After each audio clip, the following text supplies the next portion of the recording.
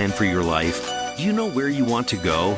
Are you looking to be happier, healthier, and wealthier while having more fun every day? Meet our empowerment architect and goddess gardener, Cynthia Brian, as she engages in energetic exchanges with successperts, bringing you research, innovations, strategies, and techniques to strengthen your life, business, and personal spaces. Be inspired, motivated, encouraged, and empowered. Lend us your ears right here on StarStyle. Be the star you are. The party starts now.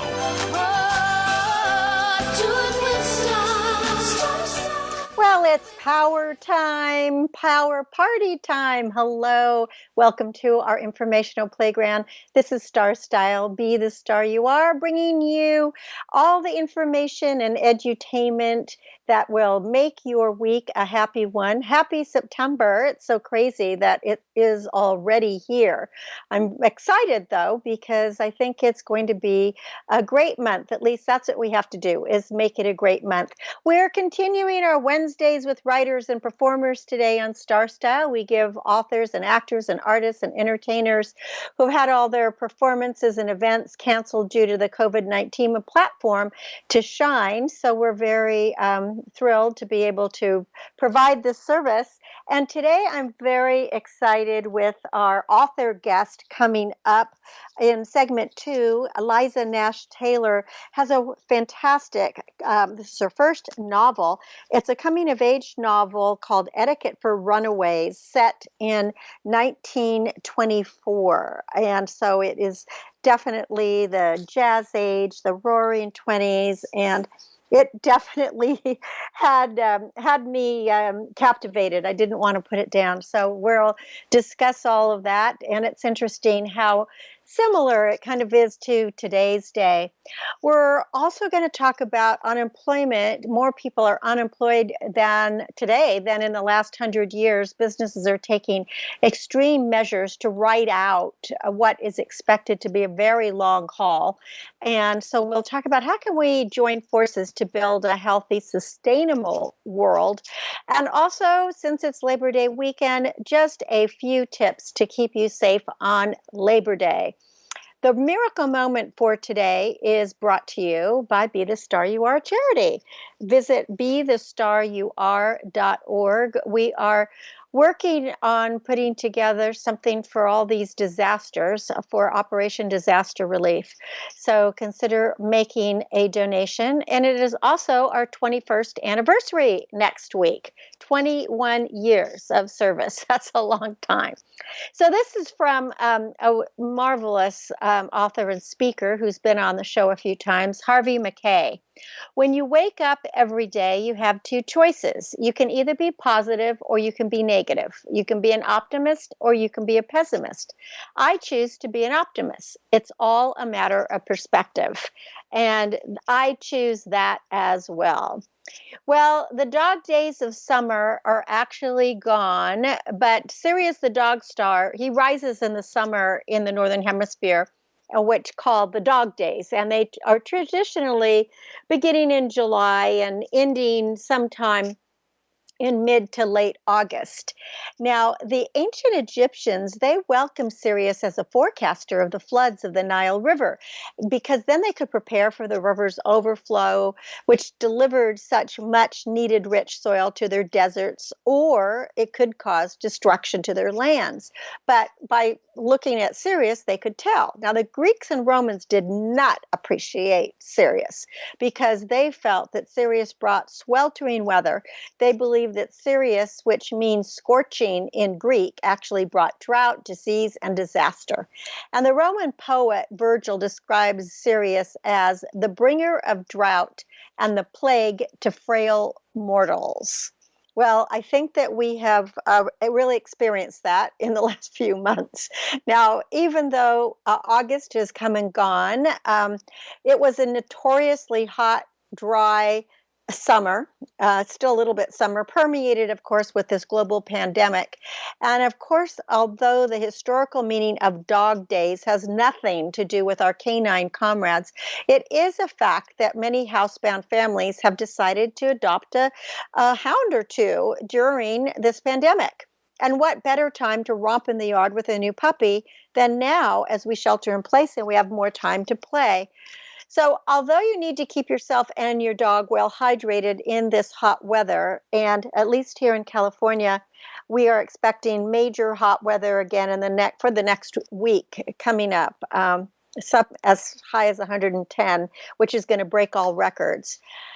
And if you planted a succulent garden earlier in the season, you're not going to have to waste any water by running the irrigation system because succulents and cactus, they thrive in the heat and they offer texture and color and form and interest when planted with consideration. Now, silk trees and oleanders provide a long blooming season, but you don't want to let your dog chew on any oleander leaves because they are poisonous to pets as well as humans. Now, a sparkling, gurgling fountain, that could be a watering hole for your pet. Or you could place a small saucer filled with marbles and stones. I call it a butterfly bowl. And that'll be a lifesaver for butterflies, bees, lizards, and other insects. If you just put, a saucer in your garden somewhere. I like to always watch. I have several fountains, and I have a pond with a gurgling kind of not a waterfall, but a gurgling thing. And it's interesting to watch the cats go over there and drink from the spout, just as if it was a water spout. And I've even seen the raccoons do it too. So I probably, like humans, animals prefer moving water as opposed to stagnant water. Now, while you're out playing with your pooches, glance through your garden to see what projects await attention. I find that these days are a great time to assess the needs of my yard. Although, if it's smoky outside because you're in a fire-prone area, don't go outside. The smoke has been really, really bad here, especially in Northern California. It has gotten into the purple zone. And so when that happens, stay inside with the doors and windows closed. Don't breathe in those particles and wear a mask if you go outside. Unfortunately, regular masks don't clear out all of the particles. You actually need those what are they called, N99s or whatever, but those are for the medical people. So, but if you checking on things in your garden that need to be done, your hedges need to be trimmed. It's a really good time to deadhead any perennials that have finished flowering, and then you'll probably get a repeat bloom. Go check any sprinkler heads to see if they're broken. Is your nightscaping working? Are the lights on? I mean, soon it's going to be darker. I mean, it's already getting darker earlier. So you probably want some lights at least along your pathways. If your clay soil is compacted, it requires mulch and compost to regenerate the nutrients. Now, composting is really easy. And your doggy will probably enjoy helping you create a compost pile, although don't let him do his or her business in it. Now, I'm going to tell you how to make compost because it's very simple and it's nutrient rich. And I know my engineer, Josh, was asking me if I would do a segment on compost. So here we go.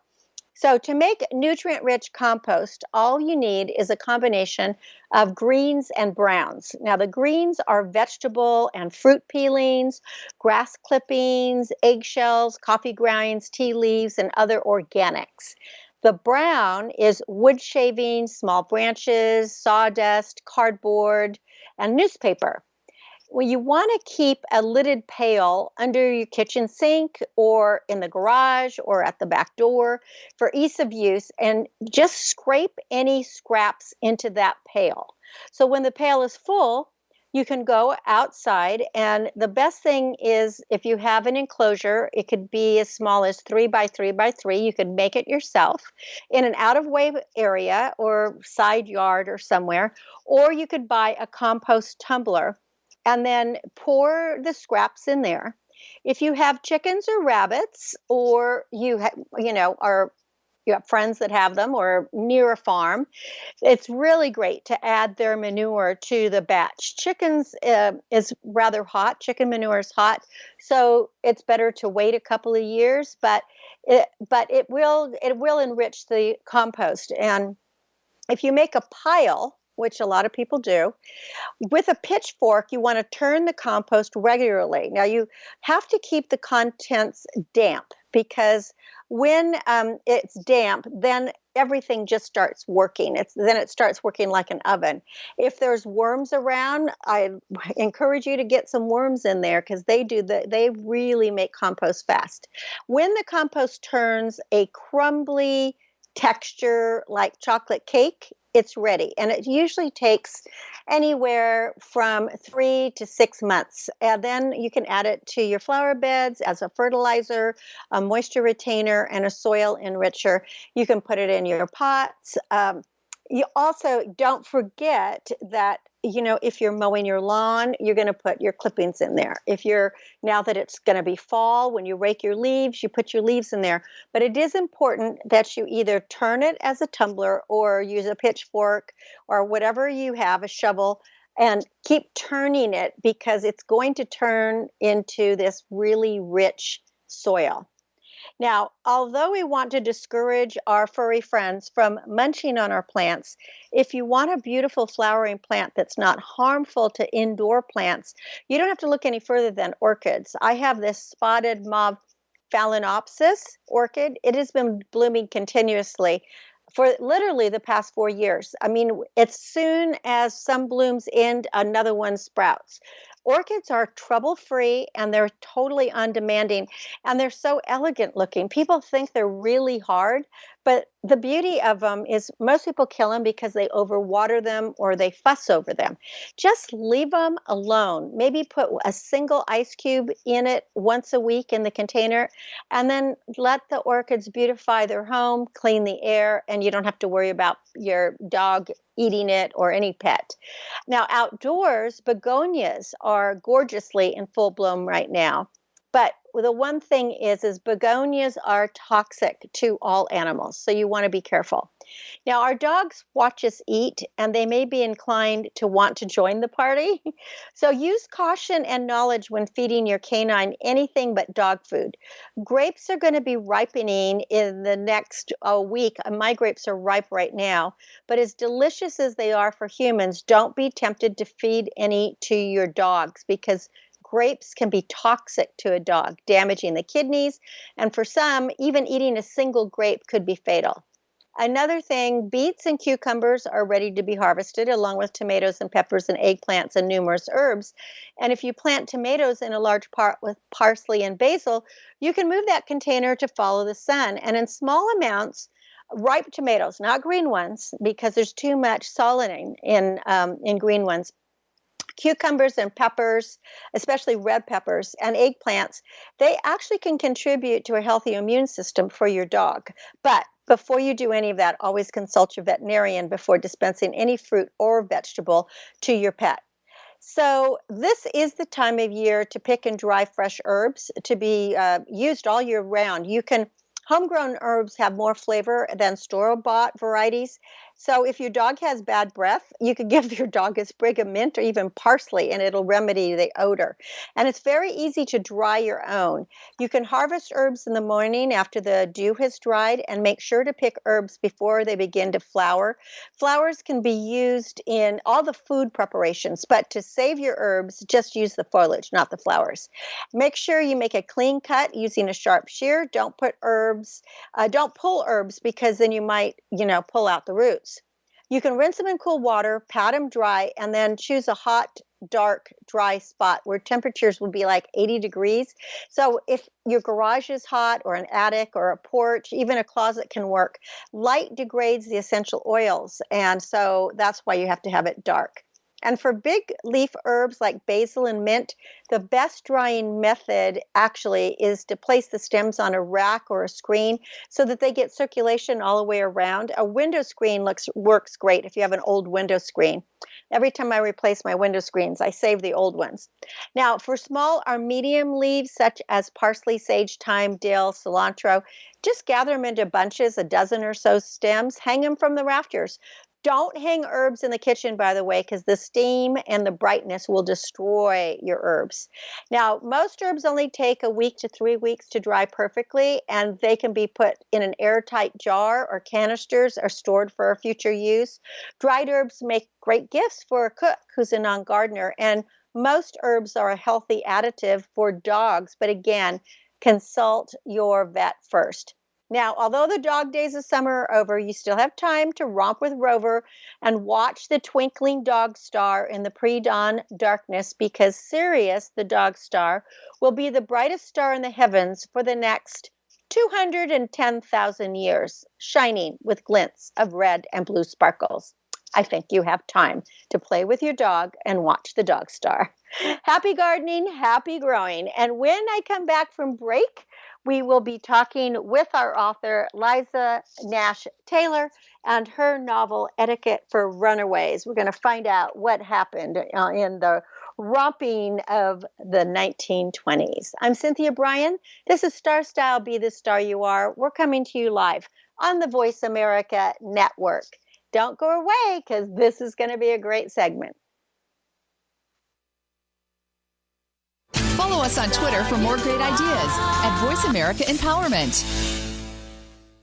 Are you seeking a dynamo speaker for your meeting, conference, or organization? Internationally recognized keynote speaker and New York Times bestselling author and lifestyle coach Cynthia Brian will bring her energetic expertise, passionate professionalism, and ebullient personality to your event. Hailed as an expert in lifestyle, women's issues, self-help, personal balance, leadership, media, gardening, and interior design topics, Cynthia Brian is a popular empowerment keynote speaker around the world, lecturing to audiences of 100 to 5,000. For rates and bookings, call 925-377-STAR, 925-377-STAR, 925-377-STAR, and visit www.cynthiabrian.com. When you want the best, book Cynthia Brian, www.cynthiabrian.com. This business of show business is calling out to me. Get started acting or modeling with a consultation from media coach extraordinaire Cynthia Brian, who has guided entertainment careers for over 2 decades. Call 925-377-STAR or visit www.cynthiabrian.com. Pick up a copy of her award-winning book, The Business of Show Business, and start living your dreams today. Call 925-377-STAR, 925-377-STAR. Become our friend on Facebook. Post your thoughts about our shows and network on our timeline. Visit facebook.com/Voice America. It's power time on StarStyle. Be the star you are with your passion, purpose, and possibility producer, Cynthia Brian. Now, back to the power party. This business of show. Well, we're back. I'm still Cynthia Brian, and you're listening to StarStyle, Be the Star You Are. And we have a multi-talented writer, author with us. Liza Nash Taylor is our guest today on our Wednesdays with Writers. She's won the 2018 Hawthornden International Fellow, and she was also won all these other awards. And today we're going to talk about her debut novel, Etiquette for Runaways. It is so good. Welcome, Liza, to StarStyle, Be the Star You Are. Thank you, Cynthia. Thank you so much for this opportunity. You've been so generous with authors. Well, thank you. I am an author, so I understand how tough it is. It's like sometimes you feel like you're pulling teeth, right? Especially at the moment, right? You are exactly right. Yes. Well, let's get to your novel, Etiquette for Runaways, because I can't believe that this is your first novel, and it is just so gripping. It is amazing. All right. It's set in the 1920s, and I was just so surprised of how you made me, and I know you do this to all the readers, I was right there with your characters. I was just right there with May and with Bird and with Rocky and all of them. I felt like I was living it. It seemed like the time period was so similar to today. How much research did you have to do to, get all those little innuendos and all the little small details? Oh, well, first of all, thank you. That's so nice of you to say. Research is sort of a historical novelist's guilty pleasure. We can go down these rabbit holes, and along the way, I find things that I call Easter eggs that are little bits of research that can either be just an interesting tidbit about everyday life, or sometimes they can just turn your whole plot on its axis. But to me, it's really important to be immersed in the time period, and I'll listen to the music of the time period, and look at the fashion, and I can spend days on Pinterest, looking at fashions of 1920s. But I think that the research is really crucial to putting your reader there in that time period and getting all those little tiny details. Well, you wrote in your author's note, because I always love the author's notes, that you actually came up with this when you were stuck at home because had you broken your ankle? You had a cast on. Yes. Tell us about that. Well, it was a funny story. It's funny now, but in 2013, yeah, it wasn't funny then. I think it probably hurt. In 2013, I was taking my first writing class, and I was supposed to start a novel. And coincidentally, I was also planning on going on this wonderful girls' trip to France. And I had booked a house in the south of France and an apartment in Paris and rented a car. And I thought I'd go out and get some exercise the day we were leaving. And I was walking and checking my texts, and I my ankle. So it was my right ankle. I was stuck at home at this old house where I live. Because you said that you live in an 1820s farmhouse in Virginia, right? That's exactly right. And both of my novels are set here in this house. Yeah. Yes. Yes. So anyway, so don't text and write. So you broke your ankle. I mean, don't text and walk. So you broke your ankle on the day you were leaving? This is terrible. Yes, it was.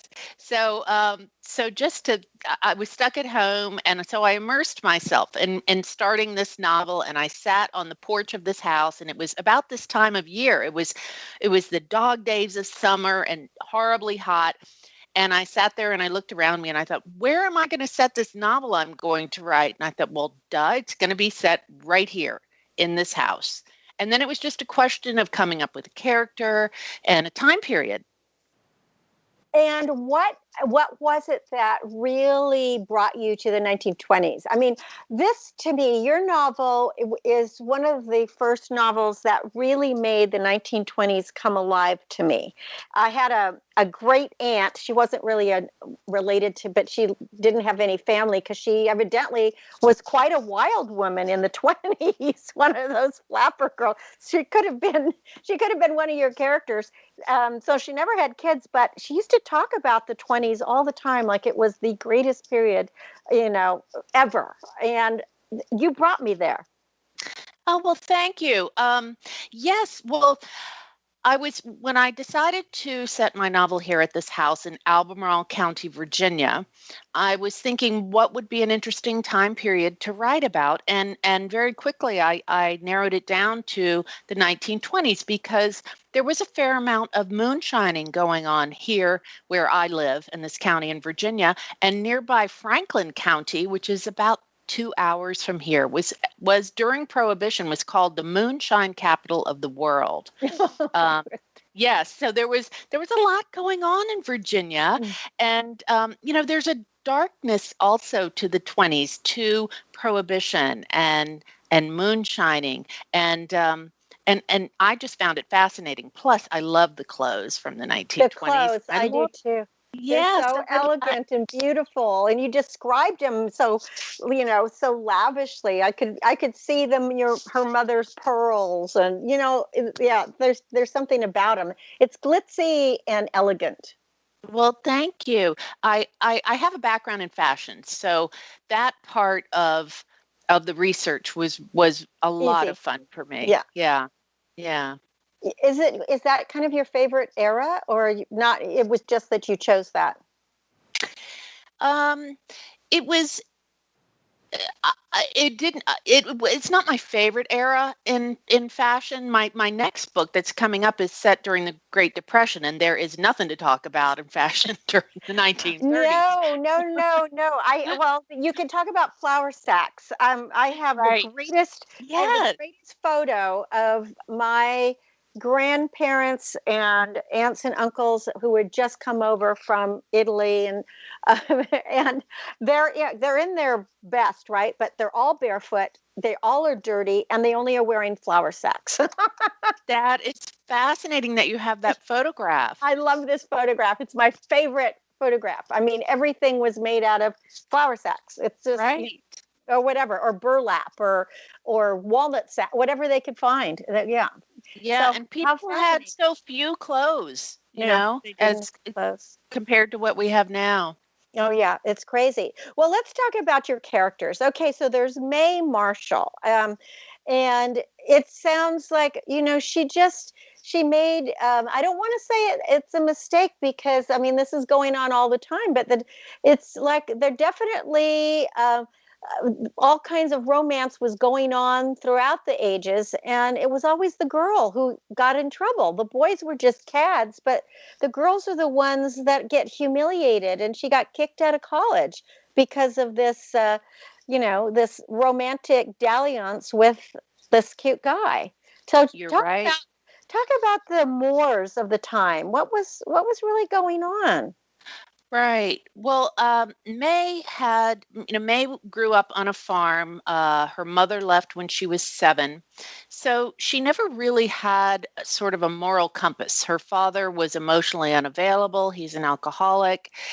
And she sort of figured out, she was a bright girl. So she figures out that if she can study Emily Post's Guide to Etiquette and Manners and get a scholarship and copy dresses that she sees in Vogue magazine, that she's going to fit in to a life in college that she sees.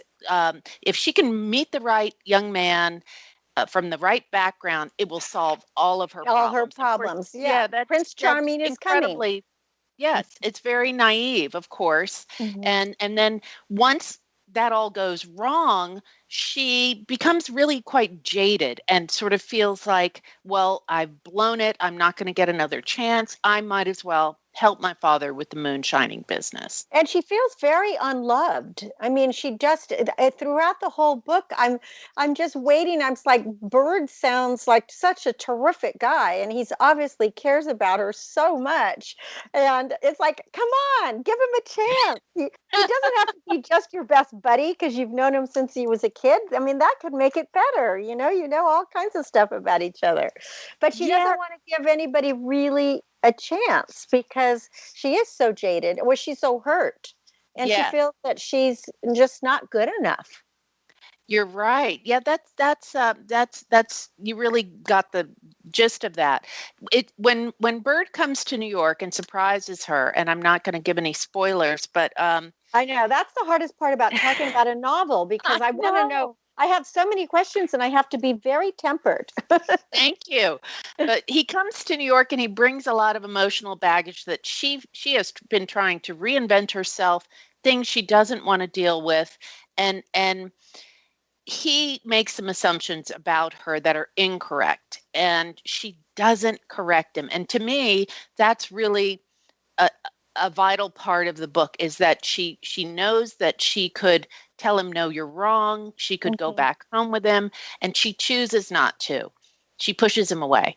And that creates an impasse between them that they just cannot get around at that point.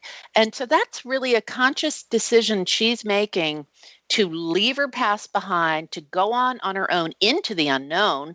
And part of it's pride. She wants to prove him wrong and prove everyone wrong who thought she couldn't do what she wants to do. Well, and she's hoping to make her dad proud of her. You know, she's hoping that people will be proud of her, not just her own pride, is what I thought too. Yes, you're right. You're right. So when things don't go as well as she'd hoped, she's humiliated, and she's she tells everyone everything's hunky-dory. And, it's funny because I don't think I could have written this novel in my 20s or my 30s or my 40s because, I think as we grow older, we have these file cabinets full of emotional experiences. Life experience.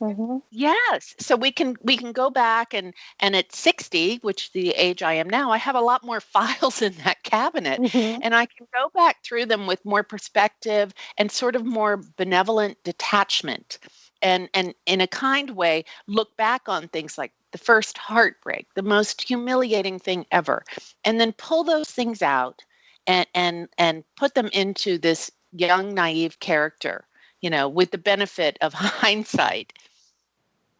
Was cocaine a big thing in the 20s? I always thought it was opium for some reason. Well, both. Both.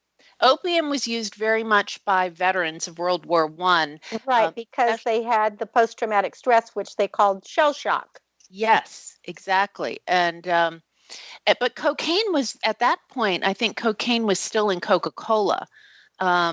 So yes, it was available, and in New York and Paris in that time during Prohibition, during the Jazz Age, it was sort of anything goes. There wasn't cocaine was, I suppose, it wouldn't have been available to her in Virginia, but in New York it was readily available.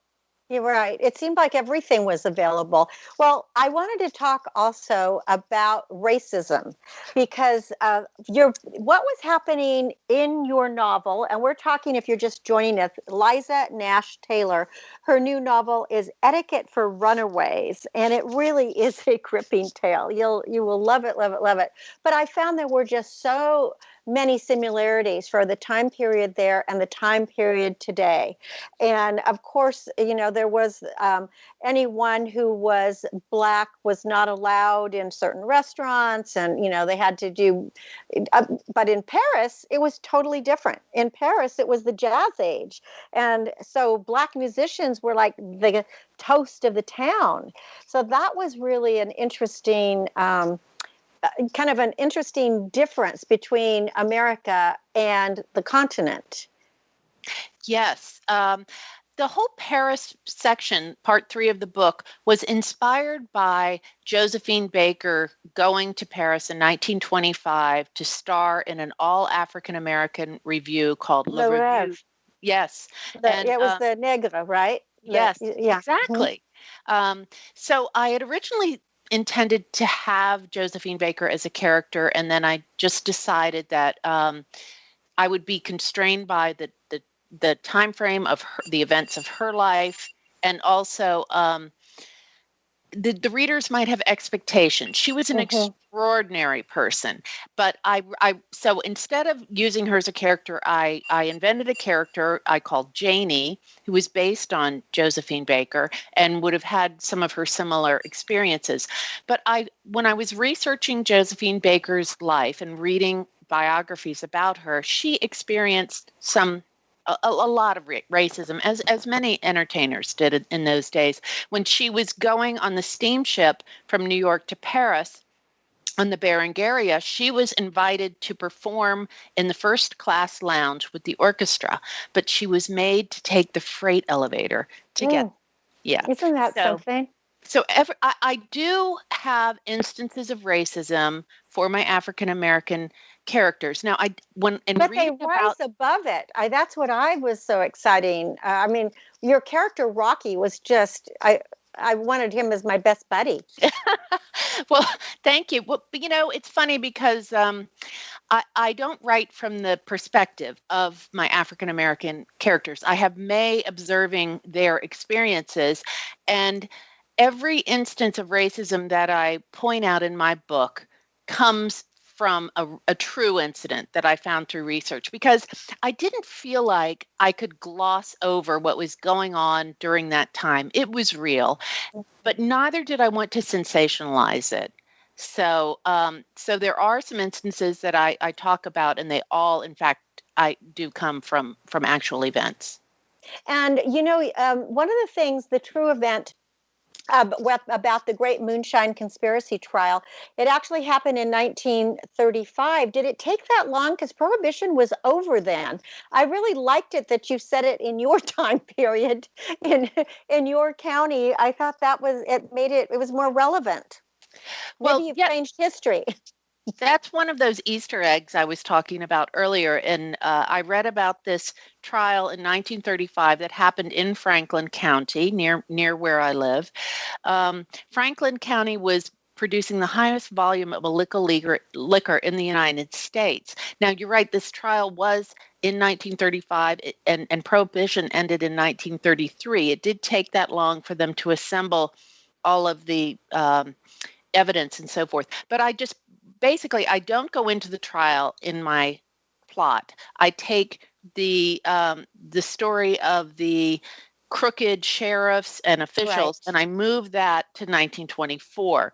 So was that what it was about? Was it about all those crooked sheriffs that were, they were raiding and taking the money and telling people they had to pay taxes, but then they were keeping all the money? Did the FBI actually use some of the moonshiners as decoys? I mean, did they actually bring them into their protection so that they could catch these bad sheriffs and these bad players? They did, and they actually sent in an undercover federal agent. And before 1932, it was called the BOI, the Bureau of Investigation, and I found that out in my pre-publication edits, and I had to go back and change everything that I'd written from FBI to BOI.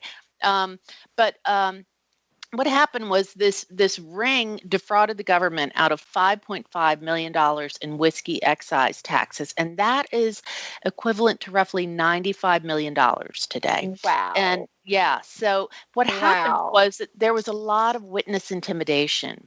So they didn't get as many convictions as they had hoped. And it was the second longest trial in Virginia's history. So, we don't hear about it now, but it was a big deal back then. And there, as I said, there was so much corruption and competition and violence in the moonshining community.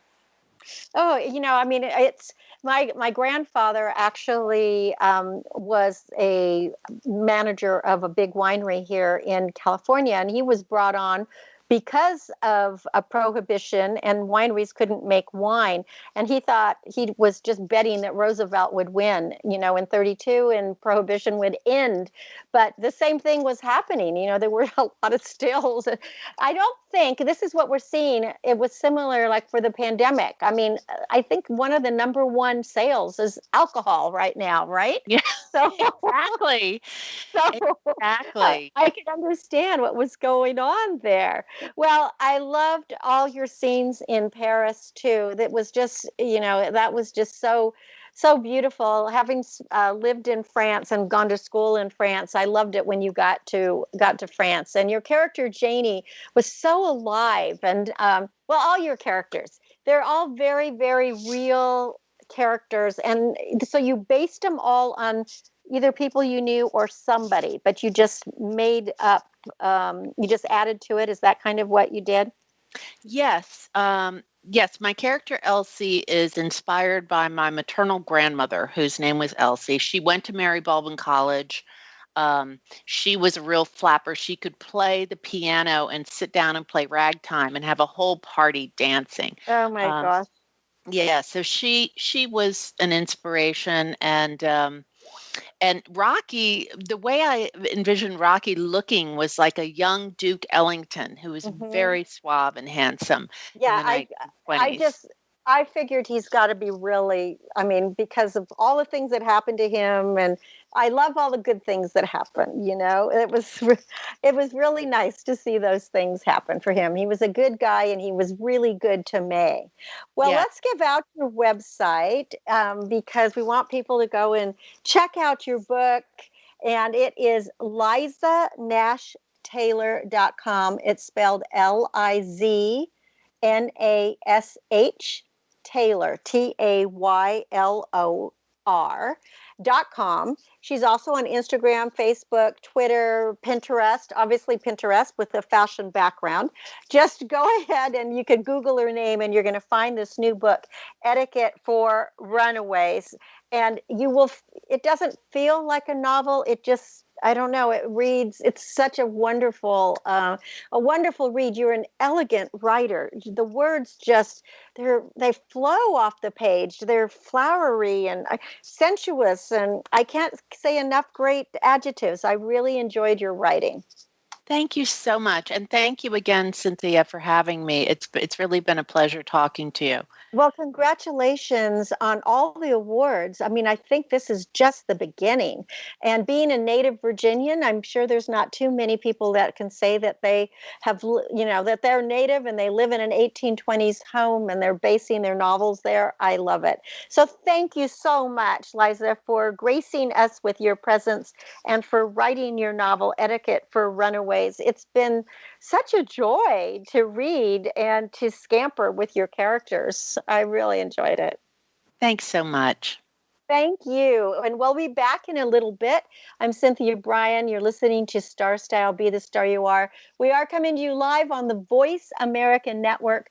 We're going to give you a few tips for safety and also give you talk about how business is not as usual. Don't go away. I'll be right back. Be the star you are. The star you are. Be the star you are. Change your world. Change your life. VoiceAmericaEmpowerment.com. Business Bites. Here's Cynthia Brian. If you're in a work environment, have you ever encountered a grumpy customer or client? Well, what do you do when you're working and someone becomes unnecessarily unreasonable? Sometimes you're just in no mood for confrontation and you'd prefer to tell him or her to go jump in a lake. But of course, you can't do that. That approach will only result in a loss of business for you. So try this tactic first. Pause a few seconds, take a deep breath. Listen carefully to the complaint. Ignore all the emotions surrounding the customer's attitude, as it's just too easy to get pulled into the argument. Acknowledge that you've heard the complaint by repeating it and explain your point of view calmly, clearly, pointing out whatever customer policy or company policy or terms of the agreement. But address the genuine concerns that the customer or client may have and make it clear that you intend to fulfill your part of your guarantee. Usually, just by listening and finding out what you can do to help will resolve the issue. Remember, you're the star of your own performance. Turn your passions into profits. I'm Cynthia Brian with another Business Bite from StarStyle. For more information, visit CynthiaBrian.com. That's Brian with an I, CynthiaBrian.com. Be the star you are. The star you are. The annual cost of illiteracy to American taxpayers is over $225 billion. Help increase literacy, reduce violence, and improve positive media messages by making a tax-deductible contribution to Be the Star You Are charity. A top-rated nonprofit, Be the Star You Are promotes positive role models, produces positive radio broadcasts, and donates positive books to empower women, families, and youth. Be a power partner and join our galaxy of stars.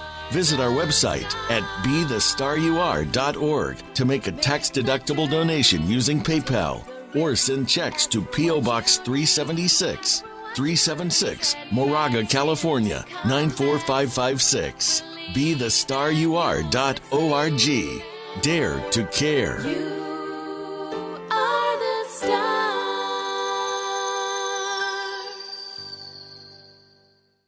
Follow us on Twitter for more great ideas at Voice America Empowerment.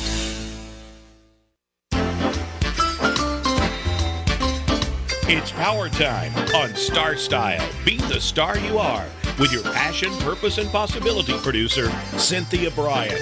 Now, back to the power party. This business of show business. wasn't that a great interview? You will love the novel Etiquette for Runaways. Liza Nash Taylor, she does such a terrific job of really describing the clothes and the makeup and the hair and the Biltmore Hotel and France and I mean everything. And then also the slum areas. So it's really fun and going into the clubs and what they were like. So you will really enjoy reading this novel. Well, I want to talk about businesses because obviously, as so much work moves online, how can we safeguard our already fraying social bonds? I mean, there's going to be things that we're going to be going through. I mean, for many office goers at the moment, we're working at home and maybe online, but eventually we got to agree on what the guidelines are going to be, establish protocols, and hopefully we'll find a vaccine for this coronavirus. And then the office will probably make some kind of a comeback, and co-working spaces as well as cafes and getting together will reopen, but we'll probably never be the same as we were before. And what we found out in these last several months is that work can really happen anywhere for some jobs, not everything. And we can be supported in a way that we want, but we do have to make the right decisions right now. Now, obviously, if you've been paying attention to stocks, Zoom has zoomed out of control. I remember in the beginning of the coronavirus, I thought, oh, maybe I should buy a few stocks, but I put a bid in and it was too low and I never raised it. And oh my gosh, I think it's gone 4 times. So it is not business as usual because more people are unemployed worldwide now than have been in the past 100 years. And no matter what business you're in, if you're going to work into an office, businesses are taking extreme measures in an attempt to ride out what is expected to be a drawn-out slowdown. And of course, only timers will tell whether these measures are working, if they're wise, if they're necessary. But of course, for now, we're having to keep a distance, wear masks, wash our hands. And maybe that will never change. Maybe work will never be the same. We don't really know what's going to happen. But we want to help keep everyone's eyes on the big picture because we're navigating numerous daily challenges. And in the midst of tragedies of the pandemic, I think we're up to almost 200,000 dead now in America. We can all join forces and build a more just and sustainable world. We just have to find the strength in one another and turn this crisis into a creative opportunity. And so what does that look like? Well, first of all, loneliness is going to be something that people, especially if they're working at home, are going to have to deal with. And a lot of people, of course, are using FaceTime and Skype and Zoom to keep connected. But some people are actually facing burnout from so much of this online things. So the important thing is to remember to take care of yourself and to realize when you're feeling that you're not healthy and when you're feeling that you're lonely or you need to pick up the phone or maybe you do need to get together with somebody, but just do it in a safe way. Now, as far as remote work goes, before the pandemic, telework, for all its virtues, it was kind of messy. It could be ergonomically awkward, emotionally challenging. But it seems now that so many companies have just stepped up to really think about the health of their employees. And if they had to go to remote work, to send them home with the right tools. I know that just in the last few months, I've had to be on tech support for many different things, whether it was GoDaddy or a phone service or internet service or whatever it was. And without exception, I haven't met anybody that was working from an office. Everybody was at home. And I ask them all these questions like, do you feel, how are you doing at home? Well, the ones that have children and now are navigating online learning, it's a little more challenging, but most of them actually still liked it. They still liked working from home. Every single person that I talked to said to me that even when they go back, they'll just choose sometimes to be able to go back to work, but that they're probably going to opt for remote working because they feel like they have personalization, that they have individual control over their workstation features, that they feel that they have control over their time.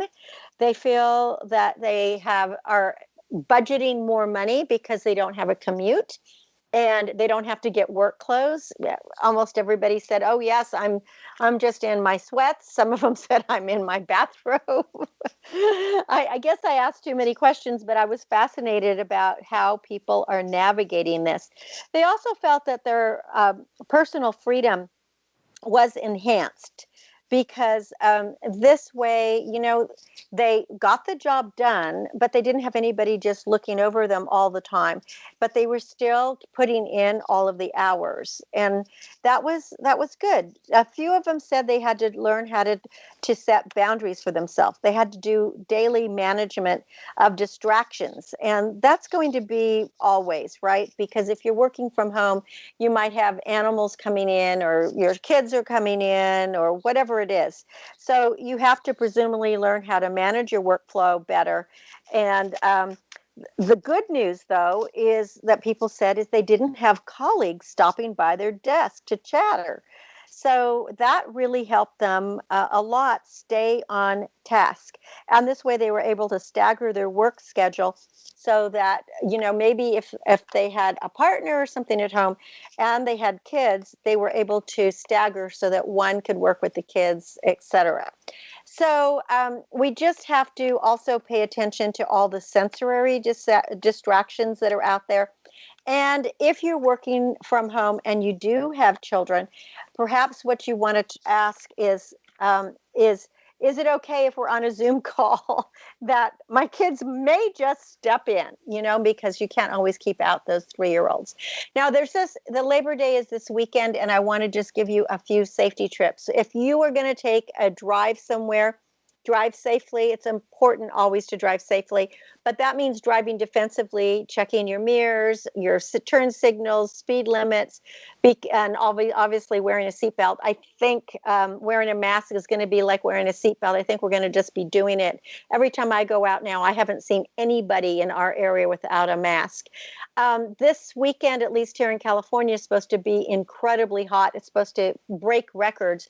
So wear some protection. Skin cancer is the most common form of cancer.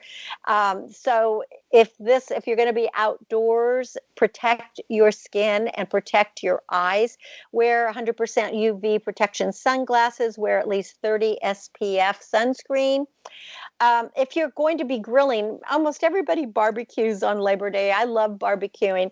Just keep your grill away from wood objects, decks, railings, and branches, any kind of foliage. Keep your young kids and pets away, like 3 feet away, so they don't get burned. And make sure to clean your grill by removing any fat buildup so that you don't have a flame up. If you're going to be doing any water sports, whether it's boating or swimming, just be cautious. If swimming, don't ever swim alone. Have somebody near you. If you have young kids, make sure they have life jackets. Don't drink and swim or drink and boat. Don't be under the influence. If you're going to do fireworks, just choose the correct ones. Light one firework at a time. Make sure that it's legal. Don't point them at anybody, and don't let young children around them. And of course, again, this is a time of year that you'll probably be imbibing in some alcohol. So drink plenty of water during your festivities, and remember that alcohol dehydrates you. So set a limit, or at least watch what you're consuming. And for every alcoholic drink you consume, drink an equal amount of water, and don't operate machinery or use fireworks or swim when you're under the influence. And just follow a few of these tips and have a fun, safe, worry-free Labor Day holiday weekend. And wear a mask when you go out, social distance, wash your hands. That's our show for today. It has been another fun Wednesdays with writers and performers here on StarStyle, Be the Star You Are. You can change your life, make your dreams come true. For more information about StarStyle Productions and what we're doing, visit CynthiaBrian.com. To make a donation to Be the Star You Are charity, I'm making donations to the charity so that I can bring you this show.